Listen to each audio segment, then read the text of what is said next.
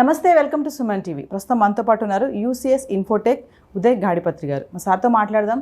చాలా రోజుల నుంచి కెరియర్ అడ్వైస్, చాలామందికి కెరియర్ పైన ఒక అడ్వైస్ అనేది కన్ఫ్యూజన్ అనేది ఏర్పడుతూ ఉంటుంది. అంటే ఇప్పుడు నేను చదువు కంప్లీట్ చేసేసాను, వెంటనే నాకు జాబ్ రావాలి, నేను వెంటనే మనీ సంపాదించాలన్న ఒక కోరికతో అయితే పరుగులెడుతూ ఉంటారు యువత.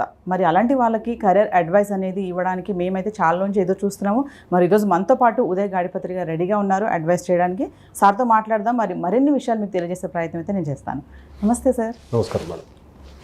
ఉదయ్ గారు, మరి నేను చెప్పినట్టుగా డిగ్రీ గ్రాడ్యుయేట్స్, బీటెక్ చేసిన వాళ్ళు కూడా సాఫ్ట్వేర్ సైడ్ వెళ్ళాలని అనుకుంటారు. ఎందుకంటే సాఫ్ట్వేర్ అనేది అందరికీ ఒక కళ. ఖచ్చితంగా నేను ఐటీలో చేయాలి, జాబ్ చేయాలని చెప్పి అదొక పెద్ద పెద్ద బిల్డింగ్స్లో ఉంటుంది, వీకెండ్లో హాలిడేస్ వస్తాయి, చాలా ఎంజాయ్ చేయొచ్చు అనుకుంటారు. మరి ఇలాంటి వాళ్ళకి మీరు ఏమి గైడ్ చేస్తారు? మీ దగ్గర టిప్స్, సజెషన్స్ ఏమున్నాయి? బ్యూటీ ఆఫ్ ది ఐటీ ఏంటి అంటే ఐటీ అందరినీ యాక్సెప్ట్ చేస్తుంది. అంటే డిస్ట్రిక్షన్ ఏమి ఉండదు. సో ఇన్ఫ్యాక్ట్ చెప్పాలి అంటే ఐటీ టాలెంట్ని యాక్సెప్ట్ చేస్తుంది. సో మీరు ఈ స్ట్రీమ్ అని చెప్పేసి, సపోజ్ మీరు ఎలక్ట్రికల్ స్ట్రీమ్ అయితే మేము ఎలా చేయము, అలా ఏమి ఉండదు. సో ఐటీ అనేది టాలెంట్ని ఎంకరేజ్ చేస్తుంది. So that is the beauty of IT. So ఐటీలోకి వచ్చేసరికి ఎనీ డిగ్రీ అండి. సో మీరు డిగ్రీ చేసి ఉండొచ్చు, బీటెక్ చేసి ఉండొచ్చు, బీటెక్లో ఎలక్ట్రికల్ చేసి ఉండొచ్చు, లేదంటే మెకానికల్ చేసి ఉండొచ్చు, లేదంటే కంప్యూటర్ సైన్స్ చేసి ఉండొచ్చు, అలానే సివిల్ ఇంజనీరింగ్ చేసి ఉండొచ్చు. సో ఎట్లాంటి డిగ్రీ చేసినా కూడా ఐటీ అనేది యాక్సెప్ట్ చేస్తుంది. సో ఇక్కడ మనం ప్రధానంగా చూసుకుంటే ఈ ఇంజనీరింగ్ స్టూడెంట్స్ కావచ్చు, డిగ్రీ స్టూడెంట్స్ కావచ్చు, లేదంటే ఎంబీఏ స్టూడెంట్స్ కావచ్చు, ఎంసీఏ స్టూడెంట్స్ కావచ్చు, ప్రధానంగా ఫోకస్ చేయాల్సింది ఏంటి అంటే ఆఫ్టర్ గ్రాడ్యుయేషన్ జాబ్ సెర్చ్ అనేది స్టార్ట్ చేయడం అనేది that is the biggest mistake they are doing in recent days.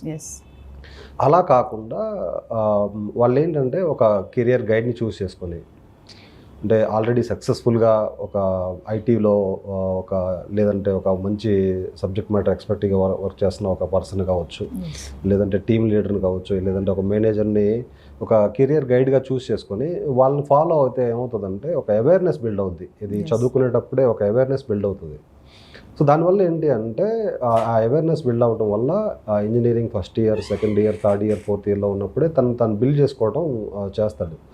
ఎప్పుడైతే తను బిల్డ్ చేసుకోవడం స్టార్ట్ చేస్తాడో by end of the graduation తనకి ఆటోమేటిక్గా వద్దున్న జాబ్ వస్తుంది.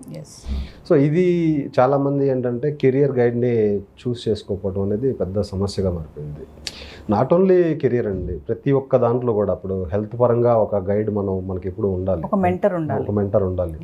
హెల్త్ పరంగా కావచ్చు, స్పిరిచువల్ పరంగా కావచ్చు, ఫినాన్షియల్ పరంగా కావచ్చు. సో ప్రతి సెక్టార్లో కూడా మనకు ఒక రైట్ మెంటర్ అనేవాళ్ళు అవసరం. అలానే ఎడ్యుకేషన్ సెక్టర్లో కూడా ఆ మెంటర్షిప్ అనేది మిస్ అవుతూ ఉంది. గైడెన్స్ అనేది చాలా తక్కువగా ఉంది స్టూడెంట్స్కి. సో దానివల్ల ఏంటి అంటే చాలామంది టైర్ 2 కాలేజెస్లో, టైర్ 3 కాలేజెస్లో చదివే స్టూడెంట్స్కి అవేర్నెస్ లేకపోవడం వల్ల వాళ్ళు ఇంజనీరింగ్ అయిపోయిన తర్వాత జాబ్స్ కోసం చాలా ఇబ్బంది పడుతూ ఉన్నారు. ఇటువంటి స్కిల్స్ పెంచుకోవాలి అనేది కూడా అవగాహన లేదు వాళ్ళకి. అంటే జాబ్ క్రాక్ చేయాలి అంటే వాళ్ళకి ఎటువంటి స్కిల్స్ మనకు ఉండాలి అనేది కూడా అవగాహన లేదు. చాలామంది స్టూడెంట్స్ తోటి నేను మాట్లాడుతూ ఉంటాను కదా, వాళ్ళకి ఐటీ జాబ్ రావాలంటే ఇంగ్లీష్ కొంచెం ప్రొఫెషనల్గా రావాలి అనేది చాలామందికి తెలియదు. ఎందుకు ఇంగ్లీష్ అనేది అవసరము అంటే మనకి ఇండియాకి మనకి వచ్చే క్లయింట్స్ అంతా కూడా Europe clients, Australian clients, American clients. So వీళ్ళకి ఏంటంటే లాంగ్వేజ్ బ్యారియర్ ఉంటుంది. సో వాళ్ళతోటి మనం కమ్యూనికేట్ చేయాలి అంటే ఇంగ్లీష్లోనే కమ్యూనికేట్ చేయాలి. సో జాబ్ తెచ్చుకోవాలంటే ఇంగ్లీష్ స్కిల్స్ అనేది కొంచెం మస్ట్. అది తెలియదు చాలామంది స్టూడెంట్స్కి. అందుకని ఇంజనీరింగ్ చదివేటప్పుడు దాన్ని ఇగ్నోర్ చేస్తారు. ఆ లాంగ్వేజ్ని ఇగ్నోర్ చేస్తారు. చాలామందికి దాని గురించి తెలియదు, దాని ఇంపార్టెన్స్ తెలియదు బేసిక్గా. సెకండ్ థింగ్ ఏంటి అంటే యాజ్ అ ఫ్రెషర్గా జాబ్ తెచ్చుకోవాలంటే వాళ్ళకి ఎలాంటి టెస్టులు పెడతారని తెలియదు. బేసిక్గా ఏంటంటే యాజ్ అ ఫ్రెషర్గా చాలామంది క్యాండిడేట్స్ ఇంటర్వ్యూస్కి అటెండ్ అవుతారు కాబట్టి వాళ్ళని ఫిల్టర్ అవుట్ చేయడానికి యాప్టిట్యూడ్, రీజనింగ్ లాంటి టెస్టులు పెడతారు. సో యాప్టిట్యూడ్, రీజనింగ్ అనేది ఒక వెరీ ఇంపార్టెంట్ సబ్జెక్ట్. అది ఎందుకంటే అది నాట్ ఓన్లీ ఫర్ ఐటీ అండి. యాప్టిట్యూడ్ రీజనింగ్ టెస్ట్ అనేది గవర్నమెంట్ జాబ్స్లో ఉపయోగపడుద్ది, లేదంటే మాస్టర్స్ చేయాలంటే జిఆర్ఈ రాయడంలో ఉపయోగపడుతుంది. So aptitude reasoning is the subject that one subject every student should focus on while they are actually pursuing their graduation. So Uday గారు, మీరు language అన్నారు కాబట్టి ఒక క్వశ్చన్ అడుగుతాను నేను. అంటే సాఫ్ట్వేర్ జాబ్కి ఇంగ్లీష్ లాంగ్వేజ్కి కనెక్షన్ ఉందా అంటారా? ఇప్పుడు మీరు అన్నట్టుగా చాలా మంది చదివేటప్పుడు ఇంగ్లీష్ని అవాయిడ్ చేస్తూ ఉంటారు. ఓకే, సబ్జెక్టే కదా, లాంగ్వేజే కదా, దీనికి ఒక 60 మార్క్స్ 50 మార్క్స్ వస్తే సరిపోతుంది, ఈవెన్ 35 వచ్చినా పాస్ అయిపోతాను అనుకుంటారు. బట్ ఇది ఎండింగ్లో whenever they are going to for interview, అక్కడ బ్యాక్ స్టెప్ వేస్తున్నారు బికాస్ ఆఫ్ ఇంగ్లీష్ లాంగ్వేజ్. అంటే దీని గురించి కొంచెం డీటెయిల్గా మాట్లాడుకుందాం అండి. ఇందాక మనం మాట్లాడుకున్నట్లు కదా, ఇండియాకి వర్క్ అంతా కూడా యుఎస్ క్లయింట్స్ నుంచి వస్తుంది. సో యుఎస్ క్లయింట్స్ అంతా కూడా వాళ్ళ వర్క్ని ఇండియన్ కంపెనీస్కి ఇస్తున్నారు. ఇండియన్ కంపెనీస్ మనల్ని హైర్ చేసుకుంటాయి, మనల్ని క్లయింట్స్కి వర్క్ చేసే విధంగా చేస్తాయి. సో ఇక్కడ మనం as an Indian we have to communicate with the US clients. So ఒక ఇండియన్గా యుఎస్ క్లయింట్స్ తోటి మాట్లాడాలి అంటే మనం తెలుగులో మాట్లాడితే వాళ్ళకి అర్థం కాదు, మన హిందీలో మాట్లాడితే వాళ్ళకి అర్థం కాదు. సో అట్లా అని చెప్పేసి వాళ్ళని తెలుగు నేర్చుకోమంటే వాళ్ళు మనకు పే చేస్తున్నారు కాబట్టి వాళ్ళు నేర్చుకోరు. వాళ్ళు హిందీ నేర్చుకోమంటే లేదు, వాళ్ళు మనకు పే చేస్తున్నారు కాబట్టి నేను ఎందుకు నేర్చుకోవాలంటారు వాళ్ళు. సో డెఫినెట్గా మనం వాళ్ళతో కమ్యూనికేట్ చేయాలి అంటే ఇంగ్లీష్ అనేది అవసరం. సో లేదు నాకు టెక్నికల్ స్కిల్స్ ఉన్నాయి, ఇంగ్లీష్ అవసరం లేదు అంటే డెఫినెట్గా ఏదన్నా సర్వైవ్ అవుతారేమో కానీ బట్ లాంగ్ రన్లో కనుక మంచి పొజిషన్కి వెళ్ళాలంటే వెళ్ళలేరు. సో కమ్యూనికేషన్ అనేది చాలా ఇంపార్టెంట్ అండి. కమ్యూనికేషన్ అంటే ఏం లేదు, ఎదుటి వాళ్ళకి అర్థమయ్యేలా చెప్పడం. అది ఎదుటి పర్సన్ తెలుగులో ఉంటే తెలుగు అతను ఉంటే అతనికి తెలుగులో అర్థమయ్యేలా చెప్పడం, ఎదుటి పర్సన్ ఇంగ్లీష్లో ఉంటే ఇంగ్లీష్ అతను ఉంటే ఇంగ్లీష్లో అర్థమయ్యేలా చెప్పడం, ఎదుటి పర్సన్ హిందీలో ఉంటే హిందీలో అర్థమయ్యేలా చెప్పడం. అదే కమ్యూనికేషన్ స్కిల్స్. ఎదుటి వాడికి అర్థమయ్యే భాషలో అర్థమయ్యే విధంగా చెప్పడమే కమ్యూనికేషన్. సో ఇక్కడ యుఎస్ క్లయింట్స్ తోటి, యూరోప్ క్లయింట్స్ తోటి, జపాన్ క్లయింట్స్ తోటి, వీళ్ళందరితోటి మనం కమ్యూనికేట్ చేయాలంటే డెఫినెట్గా మనం వాళ్ళతోటి వాళ్ళ భాషలో, ఇప్పుడు జపాన్ వాళ్ళతోటి జపాన్ మాట్లాడలేం కాబట్టి common language English. Okay, English is the one of the common language across the world. ఇప్పుడు మనం అనుకున్నట్టు గ్రాడ్యుయేట్స్ కానీ బీటెక్ వాళ్ళే కానీ సాఫ్ట్వేర్ జాబ్స్కి వెళ్ళాలనుకున్నప్పుడు మనకు బయట చూసుకుంటే చాలానే ఇన్స్టిట్యూషన్స్ చూస్తున్నాం మనం. కోకొల్లగా కనిపిస్తూ ఉంటాయి, దేంట్లో జాయిన్ అవ్వాలో తెలియదు, మస్తు ప్రాంప్లెట్స్ కనిపిస్తూ ఉంటాయి. మరి అలాంటి వాళ్ళు వెళ్ళిపోయారు, జాయిన్ అయ్యారు, మరి ఫైనల్గా జాబ్ వస్తుందా అక్కడ కోచింగ్ అంతా అయిపోయాక? అంటే గ్యారంటీ ఇస్తారా మీరు జాబ్ వస్తుంది అంటే? డెఫినెట్గా అండి. ఇప్పుడు every year engineering students as far as అయినా ఒక 3 లక్షల మంది పాస్అవుట్ అవుతూ ఉన్నారు. సో వీళ్ళందరూ కూడా వీళ్ళలో ఒక 20% లేదంటే below 20% they are getting jobs in campus placements.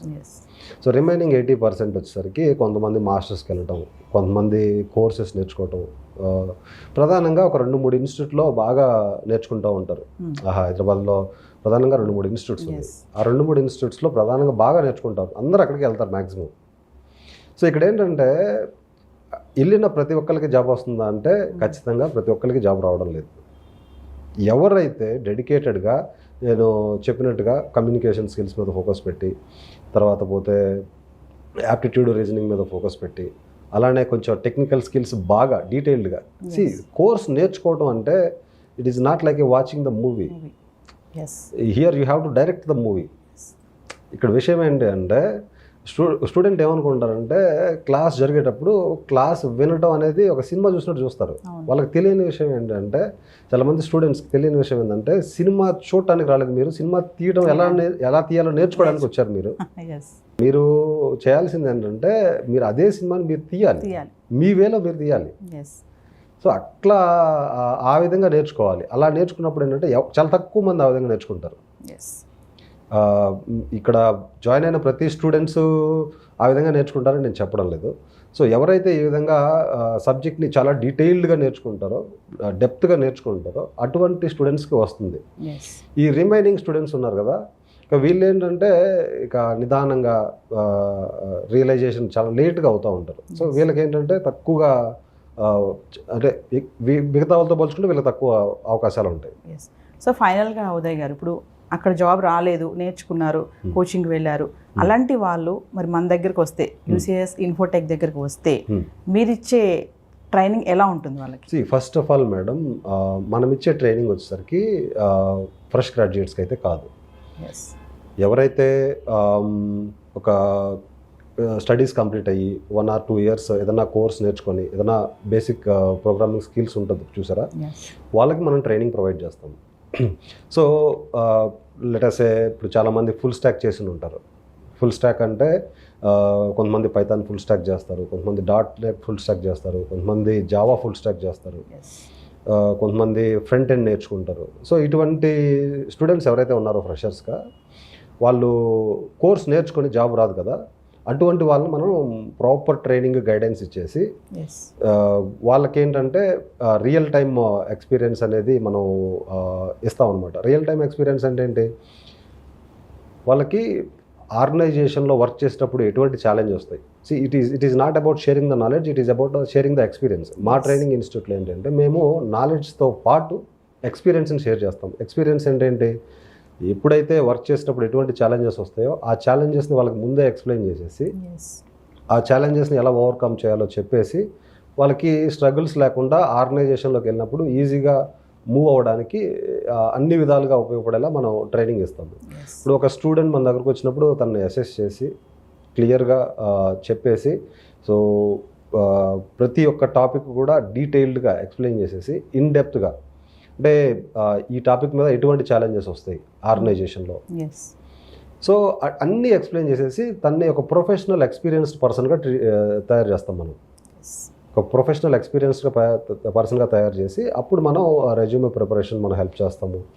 తర్వాత పోతే తనకి ఇంటర్వ్యూస్ అటెండ్ అయ్యేటప్పుడు ఏదైనా ఇంటర్వ్యూస్ క్వశ్చన్స్ ఏదైనా ఛాలెంజింగ్ అనిపించినప్పుడు మనల్ని అడగటము, సో వాళ్ళు మన దగ్గర గైడెన్స్ తీసుకుంటారు.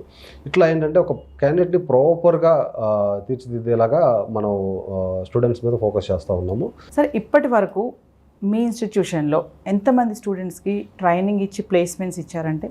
అరౌండ్ 5,000 స్టూడెంట్స్ వరకు ప్లేస్ అయినారు మేడం మన ఇన్స్టిట్యూట్ నుంచి. ఎందుకంటే మనకి స్టూడెంట్స్ అక్రాస్ ద గ్లోబ్ ఉన్నారు. So we have students across USA, we have students across Canada, Australia, India. So India is actually our main area అండి. సో ఇండియా నుంచి మనకు స్టూడెంట్స్ ఎక్కువ. ఒక స్టూడెంట్స్ మీద ప్రత్యేకమైన శ్రద్ధ పెట్టి కాన్సన్ట్రేషన్ చేసి ఎక్స్పీరియన్స్ షేర్ చేయడం వల్ల చాలా మందికి ఆఫర్స్ వస్తూ ఉన్నాయి. సో వ్యూవర్స్, మరి ఎవరైతే కెరియర్ గ్యాప్ ఉన్న వాళ్ళు కానీ, మరి అడ్వైజ్ ఖచ్చితంగా సార్ చెప్పారు కదా, మెంటర్ అనేవాళ్ళు ఖచ్చితంగా ఉండాలి ప్రతి దానికి. నాట్ ఓన్లీ ఎడ్యుకేషన్, అది ఏ విషయం అయినా సరే, హెల్త్ పరంగా అయినా సరే, ఫినాన్షియల్ పరంగా అయినా సరే, ఒక మెంటర్ అనేవాళ్ళు మనకి ఒక దారిలో వే అనేది చూపిస్తారు వాళ్ళు. మరి దీనిపైన మీకు ఇంకా అవగాహన రావాలి, ఇంకా ఇన్ఫర్మేషన్ కావాలి, మరి ట్రైనింగ్ సెషన్స్ ఇవన్నీ తెలుసుకోవాలనుకున్న వాళ్ళు కింద కనిపిస్తున్నటువంటి నెంబర్కి కాల్ చేయండి, టీం మీకు అందుబాటులో ఉంటుంది. Thank you sir.